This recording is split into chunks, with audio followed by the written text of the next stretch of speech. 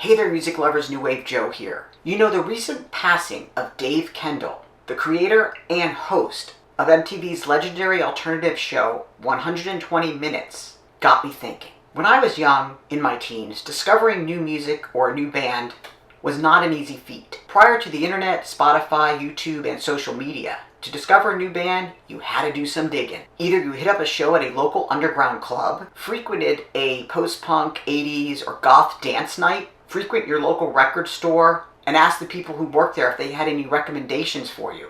Read fanzines, pick up a flyer at a local show, trade cassettes with your bestie, and sometimes, if you really wanted to know what that song was and who the band was playing it, you may have done a combination of these things. Figuring out who that new band wasn't an easy feat, but it was a fun one. It got you out, helped you make friends, and pushed you to take chances you may not have taken. And as I mentioned, college radio was a pretty big thing in the alternative circle. Technically, college radio in the United States started in the 1930s, but they didn't start playing alternative music until the late 70s, at which point many college students who DJ'd on these stations were growing tired of commercial music and turned to playing alternative music such as punk, post-punk, new wave, and goth. College stations were famous for breaking in new bands like R.E.M., The Smiths, and The Talking Heads. And then, in 1986, 120 Minutes premiered on MTV. For me,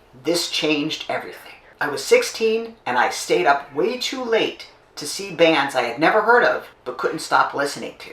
The Cure, Susie and the Banshees, and Echo and the Bunnymen were but a few of the bands you can catch on 120 Minutes. 120 Minutes provided a space for bands to play their music and connect with fans. One of the unforgettable parts of 120 Minutes is that somehow they knew when things were changing. Like when Nirvana premiered Smells Like Teen Spirit on the show, turning the band internationally famous. Or when Lou Reed co-hosted the show and interviewed Iggy Pop. This interview more or less set the stage for them handing over the torch to a new generation of alternative rebels. For me, bands I listen to on 120 Minutes are still on my music rotation today, and I continue to see them live when I can. In the past 5 years, I've seen Jesus and Mary Chain at least 3 times. I had the pleasure of seeing Bauhaus and Devo reunite, and I got to see my queen, Siouxsie Sioux, play the United States for the first time in 33 years. The last time I had seen her play was with the Banshees in 1991